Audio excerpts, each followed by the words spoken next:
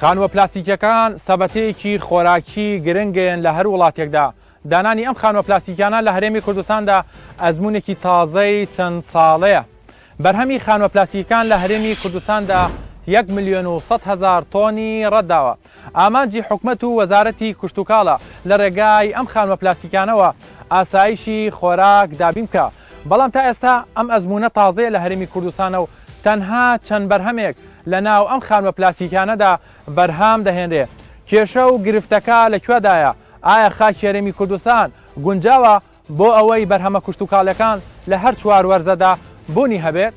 لە بوژانەوەی ئەم جارەدا بەدواداچوون بۆ ئەم بابەتە دەکەم. خانووی پلاستیکی یانیش داپۆشراوی پلاستیکی بۆ یەکەمین جار لە پۆلی ئەسیلین لە ساڵی 1938 لە بەریتانیا دۆزراوەتەوە. سەرەتا بەکارهێنراوە بۆ پارێزگاریکردنی ڕواگ لە سەرما.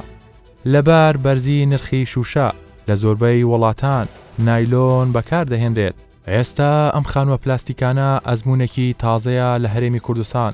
بەڵام ساڵ لە دوای ساڵ لە زیادبووندایە.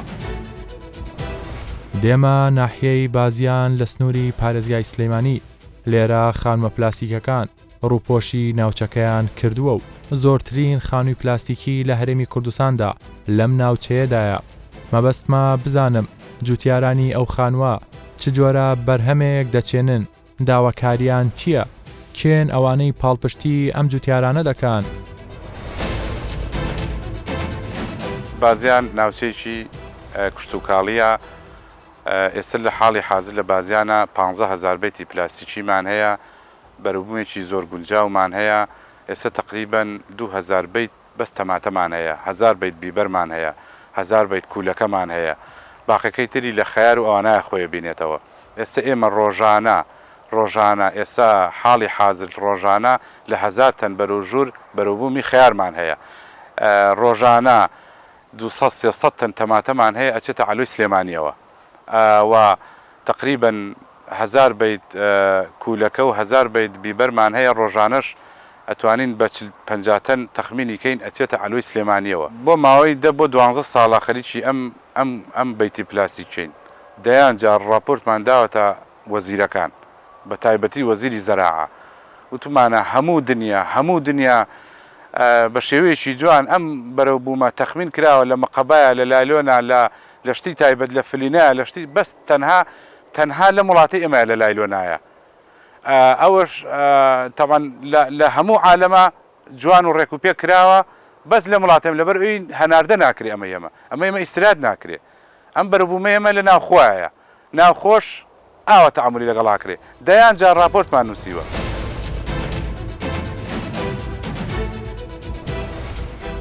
بازیان ناوچەیەکی گەورەی کشتتوکاڵی بەبیتی هەرێمی کوردستانە کە ئەتوانێت ئینتاجێکی زۆر بات، ئەتوانێت هەناردەی نەک هەرێمی کوردستان خواروی ناوەڕاستی عێراق و چەندین وڵاتی تریش بەرهەم بهێنێت. یعنی هەزاران خانووی پلاستیکی تێدایە، بە سەدان جوتیار پێوەی مەغژوڵە. ئەتوانم بڵێم هەلی کاری زۆر ڕەخساندووە. پێویستە حکومەتی هەرێم ئاوڕێک لە جوتیاران بداتەوە. بەڕاستی ئەگەر خیار بە نمونە بهێنینەوە، ئەگەر چولۆی 300 دینار بیکە هێشتا هەر لە زەرەرایە. ینی پێویستە بە بازار بکرێت، بازارێکی باشی بۆ ساغ بکرێتەوە. پێکهاتەی خانووی پلاستیکی 52 مەتر درێژی، 9 مەتر پانی، 3 مەتر و 20 سانتیم بەرزی. هەر خانوویەکی پلاستیکی 168 مەتر نایلۆنی پێویستە. بەرهەمی خانووە پلاستیکەکان لە 2 تۆنەوە بۆ 10 تۆنە بە پێی بەرهەمەکان دەگۆڕێت. ڕووبەری گشتی خانووە پلاستیکەکان 465 مەترە.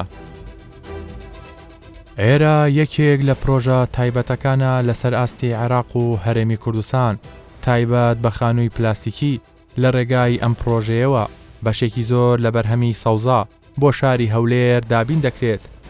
لە هەمان کاتیشدا بۆ تا ڕێگریەکی باش لە بەردام بەرهەمی هاوردا. کاک گۆڤەن با هەر لەم بەرهەمانەوە دەست پێ بکەین ئەمانە بەرهەمی خوانە و پلاستیکانن هی پرۆژەکەی خۆتانن یاخود هاوردەکراوی وڵاتانی دراوسێن ئەو بەرهەمانە الحەمدوللا ئەوەی کە لە پێشمان ئێستا و دەبینین خۆشبەختانە و هەم بەرهەمی خۆمانە لە 50 خانی دەستمان پێ کرد بیدایەتیش تەنها بەس خیارمان دەچاند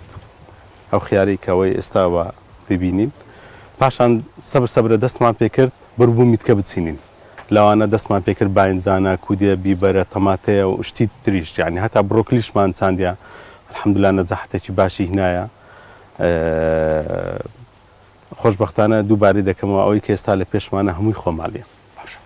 وەکو پرۆژەکەی خۆتان مەسەرن بەرهەمی ڕۆژانەتان چەنە تا چەند توانی وتانە بەشێک لەم بەرهەمە کوشت و کاڵیانە خواستەکەی لە ناو بازاردا پڕ بکەنەوە بەێ ئەوەی کە ئەمە تقریبان ڕۆژانە 20 هەتا 30 تەن ئەمە بەروبوومیمە دێتە بازار دێتە ئالبۆی لەوێ ئیتر ساق دەکرێتەوە ئەوجە مەسەن هەر شتێک بابن کە تەماتێ بیبەرە باینزانە ئیتر خیارە هەر شتی تریش ینی کە دێتە بازاری خۆشبەختانە ئێستا تقریبان سەقافەتە لای خەڵکەکە پیا بووە بەروبوومی خۆمانە تەفزیل دەکەن لەسەر بەروبوومی دەرەچی ئەوەی کە لە دەرەوە دێت چونکە لۆ تامی بەروبوومی خۆمان هەردەم جیاواز بووە فەرقی هەبوو لەگەر ئەوەی کە لە دەرەوە هاتیە چونکە ئەلێرە شتەکان هەمووی بە شێوازی تەبیعی خۆی بەڕێوە دەچی زراعەتەکە مەسەلەن هۆرمۆنات و شت قەدەغەیە بە هیچ شێوەک بەکار نایە لە زراعەت چلێک نەمە لە لای خەڵکی تریش لە هەرێم کاک گۆڤەن ئێوە کەرتی تایبەتن نەوترێت هەر شتێک چووە لای کەرتی تایبەت تۆزە قۆڕەکاری پێوە دیارە نرخەکان زیاد دەکەن ئایا ئەم بەرهەمانەی کەیەوە دەیبەنە بازار دەیبەنە عەلوەکانەوە نرخەکەی گران دەکەن کاکێ دیاری هەلو تەجروبە و جەنابیشتان دەتان پاشان تاکیدکەنەوە هەر ڕۆژێک ئەگەر سەوزەیمە نەچوویتە بازاری نرخ گران بووە یان تاسیری هەبووە لەسەر بازار و ئەوە وای کردێ ئیمە ینی کوبلێ بلانسەکی دایتە بازارەکەی یاخود سعرەکەی هەتا حدەگە ڕایگرتیە وإلا ئەگەر بێت و ڕۆژێک بەربوومیمە نەستە بازاری بە تاکید ینی تاسیری خۆی لەسەر نرخەکەی دەبی ئەم پرۆژانە کە لایەن کەرتی تایبەتەوە جێبەجێکرێ لە ڕووی ڕەخساندنی هەلی کارەوە تا چەند گرنگە تا چەند توانیتانە زۆرترین هەلی کار بڕەخسێنن لە ڕێی ئەم پرۆژەی خۆتانەوە ئەوەش طبعاً موسم لەگە موسم فەرق دەکا با بڵێن ئێستا ئەمە موسمی هاوینێنە ڕۆژانە نزیکەی 300 کرێکار لەو پرۆژەی کار دەکا پاسەوانمان هەیە ئەندازیاری سەرپەرشتکارمان هەیە ینی زمانامیان ناوخۆین یا لە دەرەشۆیتە ناوخۆی نەخێر مهندسەکانمان دوو دانیان مەسریە ماتەبەقەویتە هەمووی ناوخۆی بەرهەمەکانی خانووە پلاستیکەکان خەیار تەماتە کەلەرم کوولەکە باینجان قەرنابیت شلیک بڕۆکلی کاهوو جەرجیر کەرەوس تەرخون جگە لە خانووی پلاستیکی ئێستا هەوڵ دەدرێت ئەزمونێکی سەرکەوتووی وڵاتێکی وەکو هۆڵندا لە هەرێمی کوردستان تاقی بکرێتەوە ئەویش لە هەولێری پایتەختە خانووی شوشەیی دەمەوێت بزانم چه جیاوازیەک هەیە لە نێوان خانووی پلاستیکی و خانووی شوشەیی و ئامانج لەم خانووە شوشانە چییە؟ چ جۆرە بەرهەمێک لەم خانوانەدا بەرهەم دەهێنرێت؟ سەبارەت بە خانووی پلاستیکی دەبینین لە هەرێمی کوردستاندا زۆرە و ساڵ لە دوای ساڵی ژمارەیان زیاد دەکەم سەبارەت بە خانووی شوشەیی بۆ بەرهەمێنانی بەرهەمە کوشت و کاڵیەکان ئەزمونێکی تازەیە لە هەرێمی کوردستاندا لە خانی شوشە ئەمە دەمانەوێ نمونەیەکی بینین کە بە چ شێوازێکی تەکنۆلۆژیای بەرزتر ئەمە بتوانین بەرهەمێکی زیاتر بە کولفەیەکی کەمتر بینین ئێستا وەکو ئێرە ئەمە جامی بەکاردێنین ناپلاستیک چەند سەبەبێکی هەیە یەک کە بە خۆت دەبینی ئێستا چەند ڕۆناکە بن لە بن سێبەر بین لە بن سێبەری شوشەی کە هەموو ئەشعای هەتاوەکەی بڵاو دەکاتەوە کە ئەو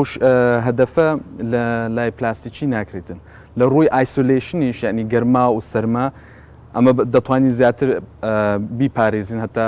لە کاتی ساردکردنەوە یان گەرمکردنەوەش ئەوەندە ئەنەرژی لێمە نەڕواتن باشە ئێوە خۆتان بە تەنهام کارە دەکەن یا بە ڕاوێژ لەگەڵ کەسانی بە شارەزا لەگەڵ پسپۆران لە دەرەوە وەکو گرین هاوس لە هەموو دنیای ئەوانە کە لە هەموو بە پێشکەوترن هۆڵندیەکانن وچی کۆنسڵی هۆڵندای هات سەردانی پرۆژێمەی کردی ئالۆی هاوچەرخی نوێی هەولێرێ ئەو بەحسی گرین هاوسی لوبۆمە کرد کە مەش گوتمان ئەوە یەک لە نقطەکانە کەمە دەمانوێ بینین چونکەمە هەدەفمان وەکو شەریکە ئەوەیە ئەمە ئیشی لە تۆی هەتە سەر سفرەی ماڵی بکەین ئەلوەیەکەش لە ناوەندەکەی ئێستا هاتینە بیدایەتەکەی کە گرین هاوسە بتوانین ئەمە شتلی دروستکەین و بەرهەمی بینین ئەوەش وچی ئەو شتەی دیت ئەمە وەفدێکمان دروست کرد سوین لەگەر شەریکێکی هۆڵندی ئەمە ڕێکەتین عینەن وەختیش سنتەرێکی تۆژینەوەش دەینین کە دەبتە مەرکەزی شەرقەڵ ئەوسەد لە هەولێرێ بتوانین هەم لەو 300 دۆنمەی کەمە هێشتا مایتمان بیکەینە گرین هاوس هەم لە هەموو کوردستان چەند گرین هاوسی دیش دروست بکەین بتوانین لێرە نەفەری دروست بکەین هەم لە نەخیندەوار هەتە دکتۆرای بتوانین کوردی وا لێ بکەین لە هۆڵندیش بەخۆتر بین. جیاوازی خانووی شوشە لەگەڵ خانووی پلاستیکیا چییە؟ تەنانەت لە ڕووی بەرهەمێنانیشەوە ئەمە جیاوازی هەیە کاریگەریشی هەیە لەسەر بەرهەمەکە؟ ئێستا فەلاحێک مەسەلەن لە کوردستان ئەگەر تەماتی دیسان وەکو نمونەی بینین نێزیی 7-8 کیلو بەرهەمی دەینیتن لە ناو بیت پلاستیکی دەگاتە 30 کیلۆی بەزەمە پێمان دەکرێت لە هەر چار فەسلی بەرهەمی بینین دەژگەینە 80 تا 100 کیلۆ لە هەر مەتر مرۆڤع بە کوالیتیەکی زۆر زۆر بەرز بە کولفێکی زۆر زۆر کەمتر ئاویش بە قەترە بەکاردێنین یعنی ئەو ئاوە کە زەخ دەکاتن لە بیری و لە زەوی کوردستان ئەمە وامان کردیە کە ئەگەر بارانیش بباریتن ئەو هەموو سەقفە کەمە ئێستا دەبینین بتوانین هەموو ئاوەکەی غڕ کاتەوە دیسم بەکارش بینینەوە. ئامانجی ئێوە وەکو کەرتی تایبەت چییە؟ تەنها بۆ پڕکردنەوەی پێداویستی ناوخۆیە یاخود ڕاکێشانی وەبەرهێنانی بیانیە و پاشانیش هەناردەکردنی ئەم بەرهەمانەیە لە ڕێی ئەم خانوە شوشانەوە بۆ دەرەوەی هەرێمی کوردستان؟ وەڵا ئەمە یەکەم دەبی خۆمان تێرکەین وەکو کوردستان هەدەفی دووەم ئەوەیە ئەمە بتوانین هەموو عێراقیش تێرکەین بەس گەورەترین هەدەف ئەوەیە ئەمە بتوانین بەرهەمی لە دەرەوە بنێرین ئەمە هەتا ئێستا بەس فێر بووینە پارەی بنێرینە دەرەوە وڵات پارە لە کەمە کەم دەبتەوە بەرهەمی دێنین موادی دێنین هەرچ بیتن دەبی ئەو تەبیعەتی بگۆڕین بتوانین ئەمە شتی بنێرین لە دەرەوە پارەکە لە بۆ مەبێتەوە. ئەو وڵاتانەی زۆرترین خانووی پلاستیکی و شوشەیی بەکاردێنن بۆ بەرهەمە کوشتوکاڵیەکان ئەمریکا، بەریتانیا، هۆڵندا،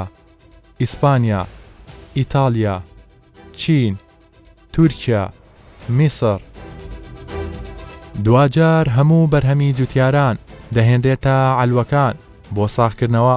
بەڵام مەبەستمە بزانم بەرهەمی خانووی پلاستیکی زۆر زیاترە لە بەرهەمێک کە بە شێوەیەکی ئاسایی جوتیاران لە وەرزەکاندا دەیچێنن. ئایا سوودی بۆ جوتیاران چییە؟ ئایا بەرهەمەکان بە ئاسانی لەم عەلوەیەدا ساغ دەکرێنەوە؟ ماماگەر تۆ پێم بڵێ ئێسان بەرهەمانی کە تۆ دەیفرۆشی لەم عەلوەیە هی کوێی ناوخۆی هی دەرەوەی کوێ؟ ئەو خیارە پلاستیکەی ناوە لێرە سعرەکەشی زۆر زۆر باشە لە جوتیاریش باشە بەس نابی هەموو پلاستیکەکە هەموو خیاربی خیاربی پێویستمان بە پلاستیک زیاتر هەیە و بیبەر بچین و تەماتی بێنە سارە 12 مانگ ئەو پارەی لە عەلوەکە دەستە دەرەوەی کوردستان بەس بزان چەند دەڕوا بەبێ حیساب دەڕواتە دەرێت ئەگە برا جوتیارەکان هەند تەماتە و بیبەر و بامیە و کوولەکەی بچینین پێویستمان بە تورکیا و ئێران و ئەوڵاتر نابێتن. باشە ئەم بەرهەمە تا ئێستا ینی خواستی ناخۆ پڕگاتەوە ئێستا پڕ دەکات و دەستەوە دەرەوەش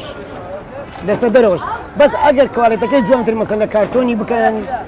لە شتیتر بکەن باشتر دەبێتن جوانتر دەبێتن. باشە لە ڕووی ئامادەکردنەوە چۆن لە ئەم خەیار وشتە ئێستا لە کیسە جوان لە پاکەت کرێ ئایا دەوری هەیە لە ڕووی نرخەوە؟ طبعا نرخەکەی زیاتر دەدەسیتن بەس ئەو کارتۆنای کە تێ دەکەن سعرەکەی گرانە لە بەهەندێک ئەو عەلاگەی امکانە بە 200 دیناری بە 150 نابێت بەس کارتۆنێک بە 1000 دیناریە حسابی بکەن ئەو لەو برا جوتیارەکان زۆر دەکات ئەگەر لە کارتۆن زۆر جوانترە و خەڵکانی دەرێش کە بەکاردێنن زیاتر ڕەواجی هەیە دەشفرۆشێت. لە ڕووی خواستەوە هاوڵاتیانی ناوخۆی ینی خواستیان هەیە بۆ بەرهەمی ناوخۆیی دقات هەتایی خۆمان نەبی ئیجونم ناکردن هەتا عێراقی هەبیتن ئێرانتر چە ناکردن.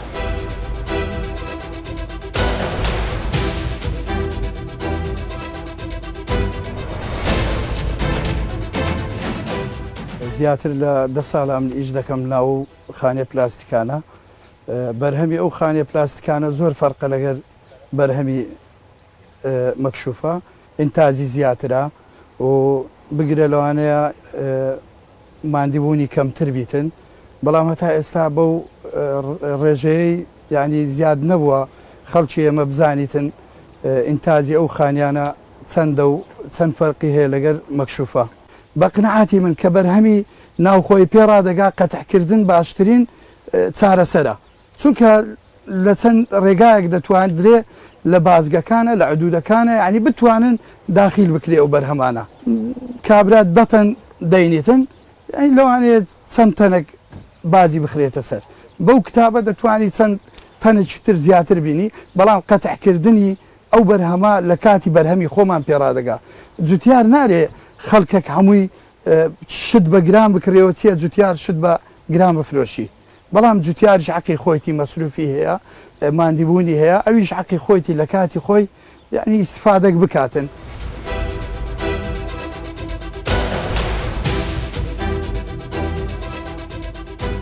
تا دێت ژمارەی خانوە پلاستیکەکان لە هەرێمی کوردستاندا ڕوو لە زیادبوون دەکا بە تایبەتی لەلایەن کەرتی تایبەت و جوتیارانەوە ئەگەر بە شێوەیەکی گشتی باز لە ژمارەی خانوە پلاستیکەکان بکەم لە هەرێمی کوردستاندا ژمارەیان 25,000 خانۆی پلاستیکیە لەسەر ڕوبەری 5,000 دۆنم ژمارەی کرێکارانی خانوە پلاستیکەکان لە هەرێمی کوردستاندا 3,900 کرێکارە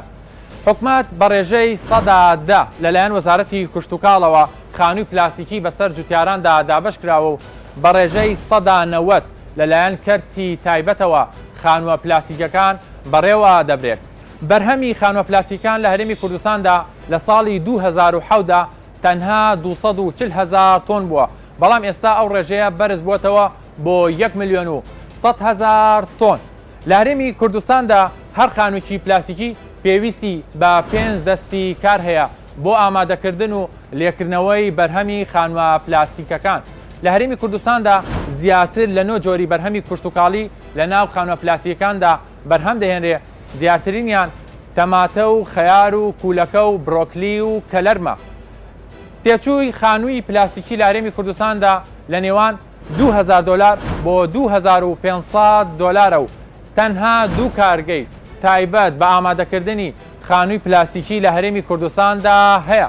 ئێستا ئامانجی حکومەت و وەزارەتی کشتتوکاڵە لە ڕێگای هاندانی کەرتی تایبەت و جوتیارانەوە بۆ زیادکردنی ژمارەی خانووە پلاستیکان بۆ ئەوەی لەو ڕێگایەوە بتوانێت بەشێکی زۆر لە بەرهەمە کشتتوکاڵەکان خواستی ناوخۆ پڕ بکەنەوە.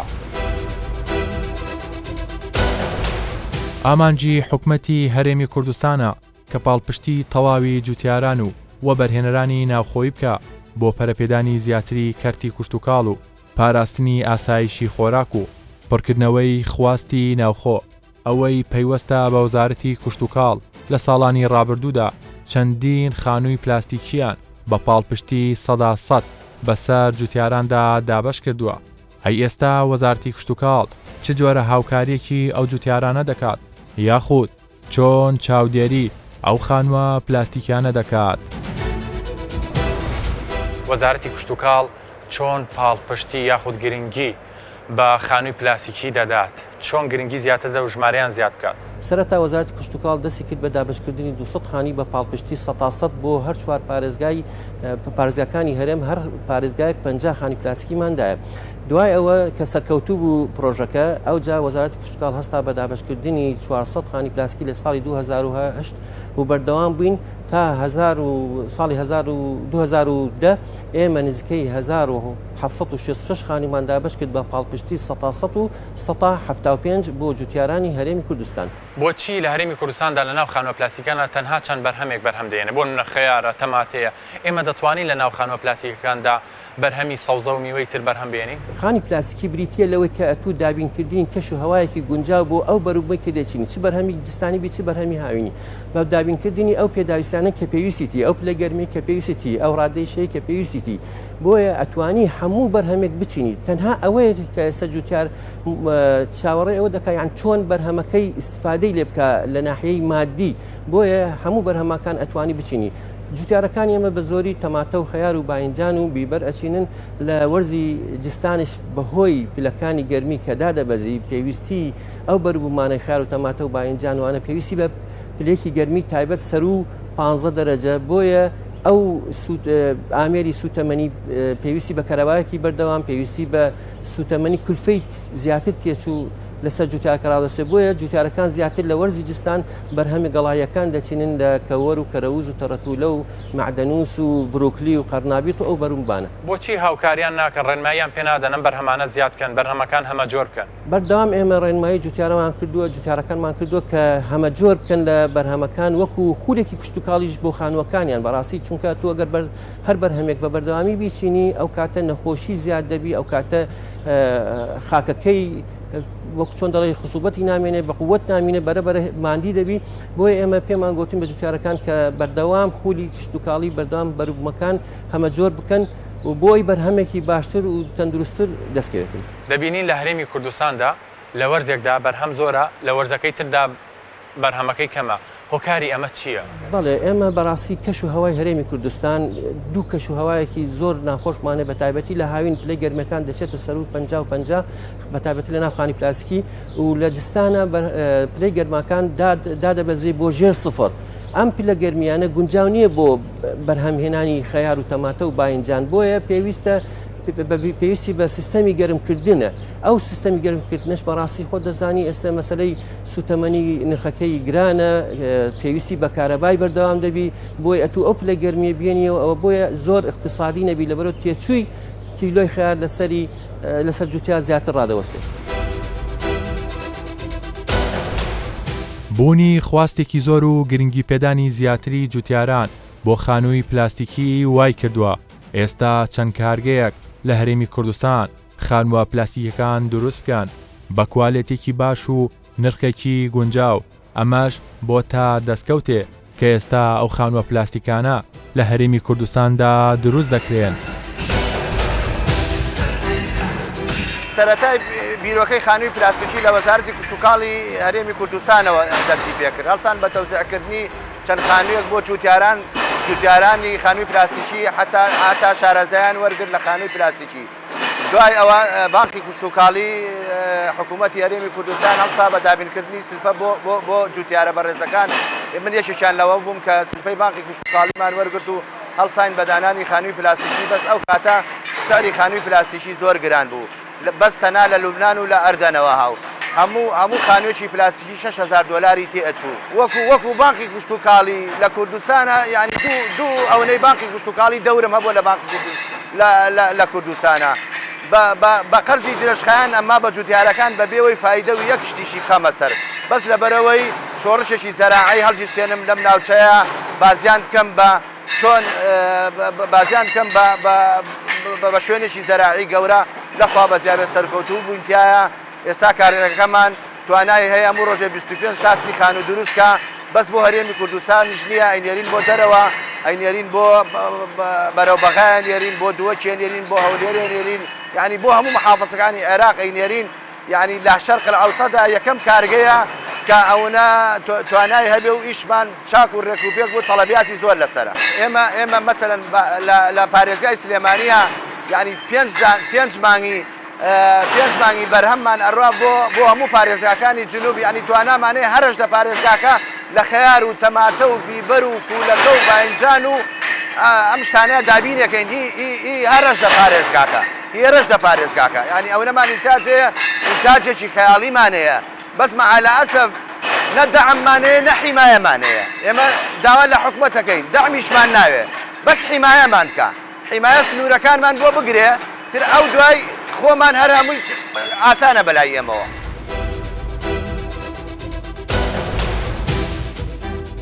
لە ئەگەری گرنگی پێدانی زیاتری ئەم خانووە پلاستیکیانە و تاقیکردنەوەی ئەو ئەزمونە تازەی خانووی شوشەیی ئەوە هەرێمی کوردستان دەتوانێت لە ڕێگای ئەم خانوانەوە خواستی ناوخۆ لە بەشێکی زۆر لە بەرهەمە کشتتوکاڵیەکان دابین بکات و هەروەها لە هەرێمێکی هاوردەکارەوە ببێتە هەرێمێکی هەناردەکار بۆ بەرهەمە کشتتوکاڵیەکان لەسەر ئاستی ناوچەکە. ئەوەی کە دەیبینین ئێستا لەم وەرزەدا تەواو بەرهەمی ناوخۆییە بە تایبەتیش بەرهەمی سەوزەوات بەڵام ئەوەی کە دەبێتە گرفت و یاخود جێگای پرسیار ئەم بەرهەمە خۆماڵیانە تەنها بۆ ماوەی وەرزێک بوونی هەیە لە دوای ئەوە بەرهەمی هاوردە بە تەواوەتی بازارەکان کۆنتترۆل دەکات بۆیە گرنگیدان بە خانووە پلاستیکەکان و بەرهەمێنانی بەرهەمە کشتتوکاڵەکان لەناو ئەو خانوانەدا دەتوانێت بە تەواوەتی خواستی ناوخۆ بڕکاتەوە و لە هەمان کاتیشدا بەشێک لە بەرهەمە کوشت و کاڵیانە هەناردای دەرەوە بکرێت.